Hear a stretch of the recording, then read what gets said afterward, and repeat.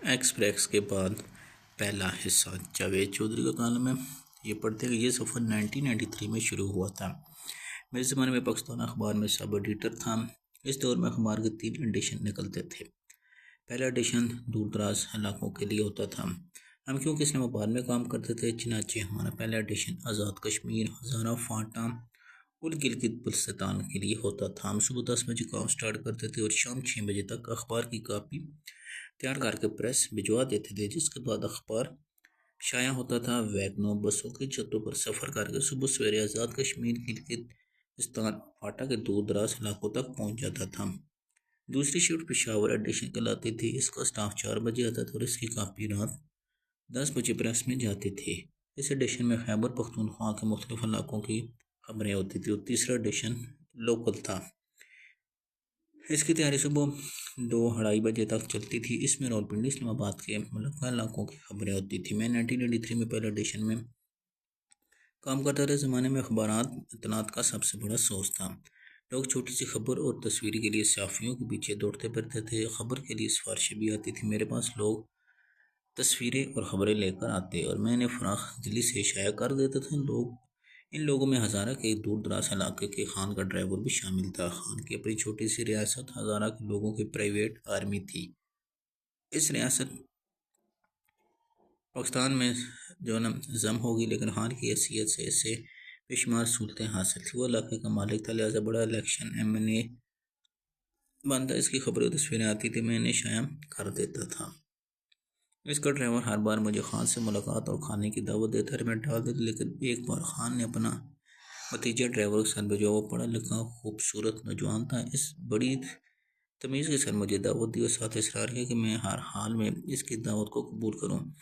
Khan MNA hostel में rash पजीर था। मैं शिफ्ट के बाद खान के कमरे में पहुँच गया। वो तवील एकामत वाले शख्स था, नस्वार का आती था। इसने इस वक्त भी नस्वार दाढ़ों के नीचे दबा रखी थी। इसकी मुँह और नथनों से बू आ रही थी। खान ने बड़े इत्तेफाक से मेरा इस्तकबाल किया। वो मोहब्बत से बार बार मेरा हाथ दबाता जा रहा। इस दौरान खाने का वक्त हो गया। हमारे सामने मेज़ पर खाना लगा दिया गया। इसके बाद खान के 2 खादिम आए। उन्होंने मेज़ और कुर्सियाँ समेटी और ज़मीन पर दरी बिछा दी। इसके बाद खान के मुलाजमीन और खादिम आए और दरी पर आमने सामने बैठ के। वो खादमन 10-12 लोग थे। इसके बाद वहाँ ऐसा होलनाक हुआ कि अब वजीर हुआ जिसने मेरी पूरी ज़िंदगी बदल कर रख दी।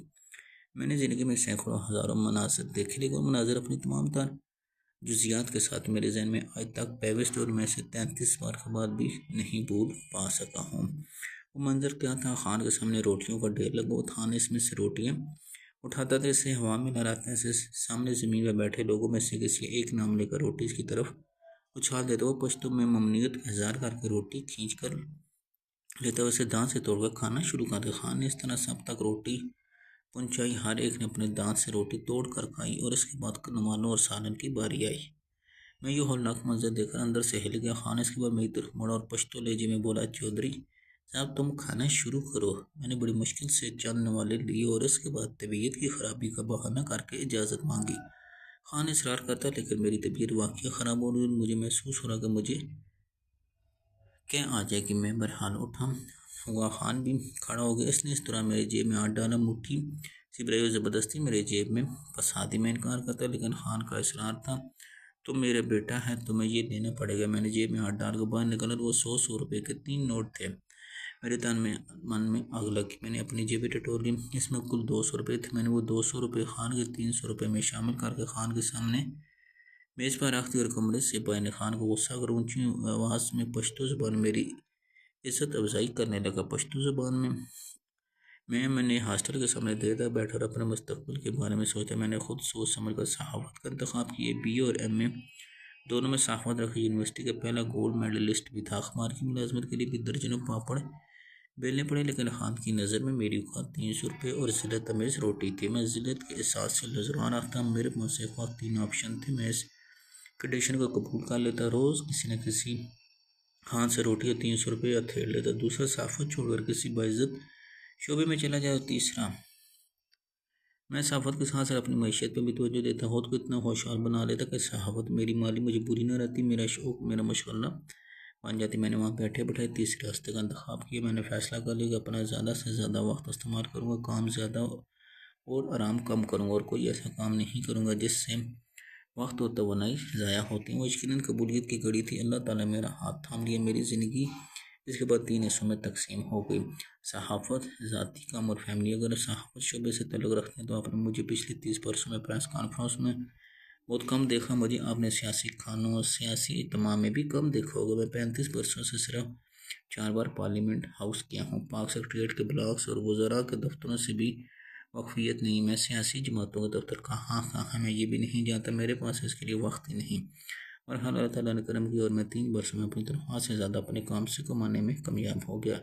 मैंने इस रकम से अपनी बेटी को इस्लामाबाद के टॉप स्कूल में दाखिल कराया। मैं अपने कोलीग्स में सबसे पहले गाड़ी खरीदने वाले शख्स बन गया। वालिद ने मदद की, उन्होंने मुझे घर बना दिया। यूँ मैं अपनी गाड़ी और अपने घर का मालिक भी बन गया। ये सिलसिला चलता रहा, लेकिन फिर एक ऐसा वक्त है जब मेरे लिए मुलाजमत और कारोबार दोनों को साथ लेकर चलना मुश्किल होगा। मुझे दोनों में से किसी एक का इंतखाब करना पड़ा। मिजाज में वफादारी थी, मैं किसी को छोड़ता नहीं, वो अदारा हो या इंसान। मेरे लिए पाकिस्तान का अखबार छोड़ना मुमकिन नहीं था। अल्लाह ताला ने रहम कर पाकिस्तान अखबार ने मुझे खुद से ही दफ्तर से वाहिद धक्का दे दिया और वहाँ से मेरी असल सहाफत शुरू हो गई। आप अगर मुझे पढ़ रहे हैं या सुन रहे हैं या देख रहे हैं तो आप इसके बाद की कहानी अच्छी तरह जानते हैं। लिहाजा मैं 1993 में 500 रुपये की कहानी की तरफ वापस आ। तो मैंने इस दिन फैसला किया, माशी खुशहाली पहली तरजीह। 2 मैंने किसी से खाना नहीं खाना। 2 लोग 2 हों या 10 बिल सिर्फ मैं दूंगा। आखिरी दम तक इज़्ज़त के साथ सहाफ़त को। इज़्ज़त पर कोई कंप्रोमाइज़ नहीं हो, चाहे कोई अदारा हो, शख्स हो। खुद नहीं छोड़ा, अगर वो छोड़ दे तो इसके फ़ैसले को सेकंड में कबूल करना। बहस या सौदाबाजी में नहीं। इस फैसले में आने वाले दिनों में मेरी ज़िंदगी बद में बेताशा काम की दर्जनों कंपनियां बनाई। एक काम के बाद दूसरा काम शुरू किया, दूसरे के बाद तीसरा चल। अल्लाह ताला ने हाथ पकड़ा, इसने बड़ी बरकतें अता की। मैंने इसके बाद किसी अजनबी या रवायती ताल्लुक़ से खाना नहीं खाया। किसी फंक्शन में जाना पड़ा तो खाना घर से लेकर जाता हूँ। और